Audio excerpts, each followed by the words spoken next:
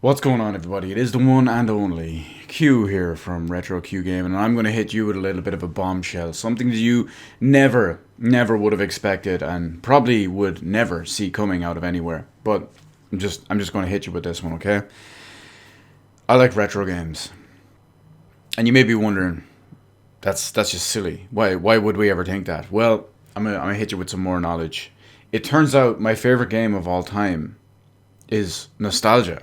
Now, what are we talking about? Well, strap in, sit down, do whatever it is you need to do because we are going on one of those long, rambly videos as we usually do. Of course, this one is all about nostalgia and all about retro games and all too. And this, funny enough, has nothing to do with Diablo 2 Resurrected Edition, which you're seeing right now. It just coincidentally happened that even though I've recorded this, well, this one was planned like a week or two out, but I'm kind of running behind on everything. Don't worry. A few weeks from now, end of September, actually not even a few weeks from now, a few days from now, maybe even a week or two at the latest, we will be back on track with our usual kind of thing. It's been a bit of a wild ride, but here we are regardless. But Diablo 2 pretty much has nothing to do with this, but I guess it does amplify it because this was coming before that. But it's, yeah, just amplified by the recent release of Diablo 2, I guess. But anyway, back to the point. What am I talking about? Well, as modern gaming gets more and more and more away from gaming that I know and love, in fact, I found it, no, I shouldn't say found, I find it increasingly more difficult as the days, weeks, months, years go by to get interested and get invested and play modern games. I still like modern games. However, it just feels like the amount of modern games releasing that I'm interested in and that will hook me are decreasing every year, if not even more frequently, I guess. Well, whatever. But the point is, let's use a couple of examples that no matter how many new games come out, no matter how many games are new shown, no matter how many new reveal events, announcement events, whatever it is, I find myself lacking completely. In fact, just the other day with let's use the Nintendo Direct from a few days ago. Off the top of my head, I believe there's only two interesting things in that presentation that I had any hope for at all. And these games were both already announced. Off the top of my head, there didn't seem to be anything in that I was interested in there as well. Those two games, by the way, are Metroid Dread and Shin Megami Tensei 5. So that's two games. And if you look at everything that Nintendo has coming in their example, we'll swap over and use the other companies for an example in a moment. But just using them as an example, given everything that we know when it comes to upcoming releases from Nintendo, there's basically nothing for me except those two games, SMT5 and Metroid Dread, one of which is out in just 2 weeks. The other is out in a few months, but it's still out this year. But after that, I'm just empty for a while. Let's flip it over and let's look at well, I guess we'll call it the PS5 because let's face it, any PS4 game at this point has probably also come to PS5 when you're looking on the Sony front. And remember, we're talking first party here, just real quick. I could not tell you a single first party Sony game that I am interested in. Not one. Not one at all. Not a single game. Not interested in Horizon Forbidden West. Not interested in Gran Turismo 7. Not interested in Spider-Man 2. I'm running out of games here because that's how uninteresting I find so many of them. Even let's take for a quick example, this one obviously isn't a Sony game because it is coming to PC as well. It is a third-party Square Enix game. But let's use Final Fantasy 16. I can't even really get hyped for that. Just because, and this is someone, if you know me, you know, big Final Fantasy fan, even if it is on the decline and whatnot. But we'll talk a little bit more about Final Fantasy a little bit later in this video. Simply because Final Fantasy is one of the big cruxes of this whole why this video exists. But again, let's just keep it 100. We'll flip it over on the other side as well. Microsoft. I know one game made by Microsoft in the next, hell, that's even announced, that I am interested in. Technically, you could call it two. One is coming very, very soon. which I'm kind of worried about. The other has potential that's a long time away. The one that's coming fairly soon, of course, is Halo Infinite. That is a PC game for me, so I mean, I guess if you look at it as an Xbox thing, it's worthless. But if you look at it as one of the companies, yeah, we go from there. The other one is Perfect Dark. There is potential there, but with who they've teamed with, Crystal Dynamics, I'm very, very worried about that. But we'll see how it goes. We don't know anything about it just yet. But either way, they're just the first party makers. Let's look at briefly, and I mean very, very quickly. Let's look at all the other third party companies, just really, really quickly. And I'm not going to go into detail really about specific ones. We're just going to kind of lump them all together, with the exception of Life is Strange, True Colors, which I bought recently, and I'm kind of struggling to feel to play, but it's not a bad game. Tales of Arise, which I just bought recently and haven't even got a chance to start yet. Diablo 2, this one doesn't really fit in because, again, it is the retro game. It is an excellent retro game at this point. Yeah, I mean, it's technically retro. The game is 20 odd years old. But still, very, very few modern games that I've bought. And the one that I am playing the most of, and I guess I don't even know if this counts as a modern one again, but that really highlights it. Shin Megami Tensei 3. It's a remaster of a PS2 game from 20-ish years ago, or around 20 years ago. You get the idea. And this all goes, I mean, like, we know Persona 6 is going to eventually come out. And that's going to be fantastic, I hope, at least, anyway. What else do we have? What other upcoming games are there coming soon? I can't tell you a single game off the top of my head. I haven't made a list before this video. I haven't gone into detail about the whole thing. But other than anything we've listed so far, be it, say, SMT5 or Metroid Dread or Halo Infinite, I couldn't tell you a single game that has a release date before 2022. Hell, I couldn't even tell you a single game that has a release date including 2023 or 2024 or whatever it is that I'm interested in. There's, like, 4 games that we've hit on. 3 games, maybe 4. That kind of thing. So, it's very disappointing to me that while I can still play and enjoy modern games, that they just stray further and further and further away from what I want and what I enjoy in games. Now, I did mention we'll talk a little bit about Final Fantasy 16, okay? Oh, actually, I guess you could also include Final Fantasy 14 Endwalker. I do technically have that pre-ordered, and that's coming in like 2 months. But anyway, back to Final Fantasy 16. The reason why I want to use Final Fantasy 16 as the big example is I've mentioned multiple times over the course of all these years in this channel. I'm not going to get too in-depth with it right now, but just to give you the brief overview, I've loved Final Fantasy for the longest time. Ever since Final Fantasy VII, someone's going to bitch and complain, but Final Fantasy VII was the first one we got here in Europe, and that started my big lifelong love affair with the series. Now, unfortunately, there have been its ups and downs with the series, and it's pretty much been on the decline for the last, close to 15, if not 20 years. You get the idea. It depends on when the merger happened, and I don't know the year off the top of my head. And there's all the big argument with Final Fantasy 12 was practically made. But anyway, it's the specifics like that are beside the point. The fact is, I have hundreds, nigh on thousands of hours spread into Final Fantasy games across the systems, across the platforms, across the genres, because they're not all just RPGs. But you get the idea, okay? And for me to not be looking forward to and just be very apathetic towards the next mainline entry. There used to be a time when a new Final Fantasy game was a big deal.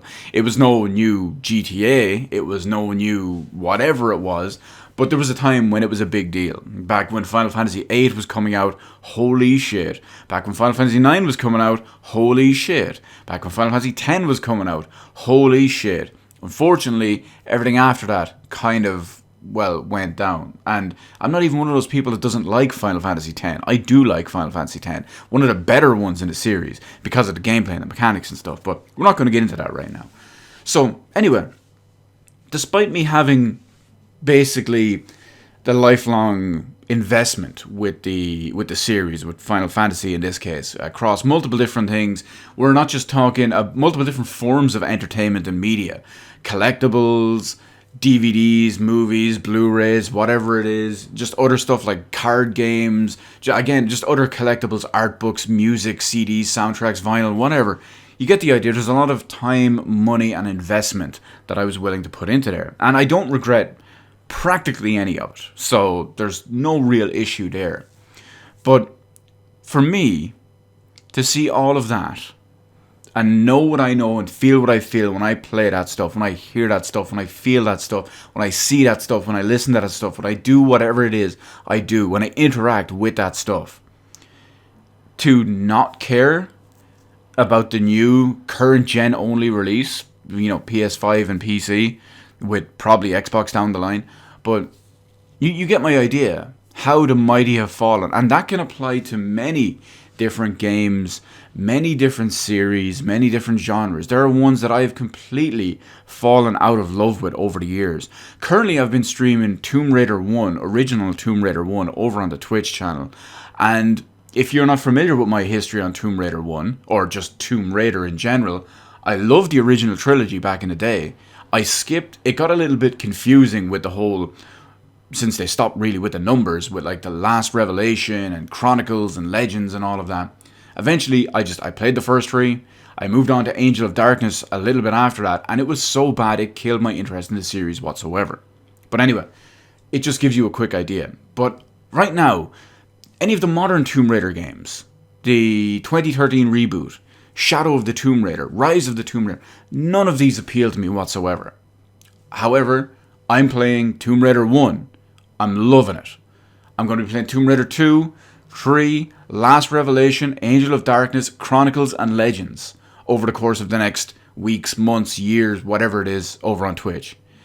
And it just goes to show nostalgia is part of the biggest factor of this. And that's why, instead of Secret of Mana, my favorite game is arguably Nostalgia. Technically, it's still Secret of Mana, but you get the idea. And what really highlighted this the other day, so a few weeks ago, two things highlighted this really. A few weeks ago, I was waiting for AEW All Out pay-per-view to start. Or technically, I was waiting for the pre-show to start, which started here at midnight on a Sunday night. Now, was it Sunday? I can't remember if it was Sunday or Saturday, but it doesn't really matter. It's irrelevant. Midnight is the key thing. And I had a few hours to kill. I think I had like 3 hours or 4 hours or something like that. And I didn't want to sit down and get into any big new RPG or experience or anything like that. Something I needed to focus on is pretty much out the window at that point. Just wanted some kind of mindless grind or whatever it is I could do. What did I choose? Final Fantasy VII. Now, I have a Final Fantasy VII file. I was playing one of my many PC files. And I just went right down to the bottom of the Great Crater. I went to the area with the little bouncing balls and the magic pots. And I just grind again and again and again for a few hours. And I loved it. I had the music off. I had all the PC game sound off. I was listening to a podcast. And it was just incredibly enjoyable. It was something I could do and something I didn't even need to think about doing because it was just automatic enjoyment. And couple that with one other thing. Now, I don't remember the order of events. I don't remember if this one happened before or after. Oh, actually, you know what? It would have happened after All Out because the release date of this game that we're about to talk about was a few days later. Final Fantasy IV Pixel Remaster on Steam. I know, someone's automatically going to say, Q, I'm very disappointed. You bought that with the art style and whatnot. TLDR, I have no easy way to play Final Fantasy IV that's very dead handy, so even if I have to suffer the font, which I can change, or the little bit of decrease in graphical quality, at least I have the easy version of it there. But anyway, that's beside the point. But I booted that game up, and straight away when you get to main menu on that, it plays the Final Fantasy theme. The one you know, the one you love, the one that has had various incarnations and various reinventions or whatever word you want to use over the course of the entire series, but has still remained the same base constant. And once I heard that, it just hit me. It just hit me how much they can announce a new Zelda game. Oh, there's a new one. Actually, Breath of the Wild 2 might do something, but after, well, Breath of the Wild 1, we don't know. But anyway, the point is, look at it this way. I could easily go back and play all those old quality games, be it for a nostalgia point of view or just what was sheer quality back then that I have no nostalgia for, even if it is an older game. PS2, PS1, SNES, Mega Drive, whatever it is, even if I got no nostalgia for it, stuff was typically better quality back then as well. And that's where it all comes into it. That feeling, the nostalgia factor for stuff like, say, Final Fantasy. We'll just use the Final Fantasy one as the example here. Ones that I do have true nostalgia for, not just old school quality. The stuff that I do have true nostalgia for, it trumps out almost anything you can do. That feeling I got, and the memories that all came flooding back, which weren't even related to Final Fantasy IV, but were related to the song, the theme song that was playing. All the memories and everything associated with that from the other games, the other series, because it shared that song, were practically infinitely better than anything else that can come out now. Sure, Persona 6 will come out. It will probably be better than any Final Fantasy game in the last 20 years, absolutely.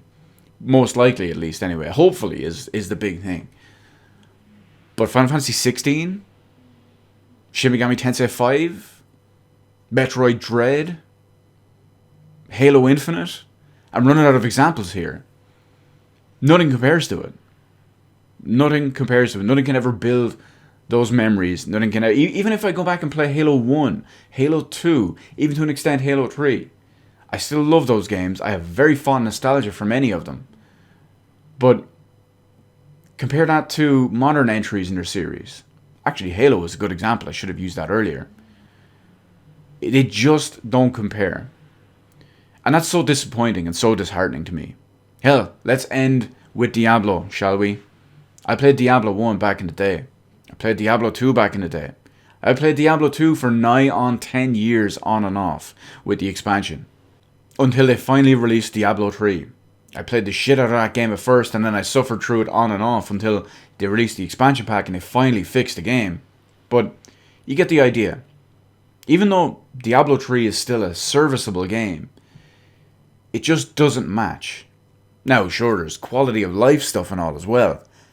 But even if it is the nostalgia factor, that's practically better than any modern gameplay, mechanic, or quality of life feature could have to offer.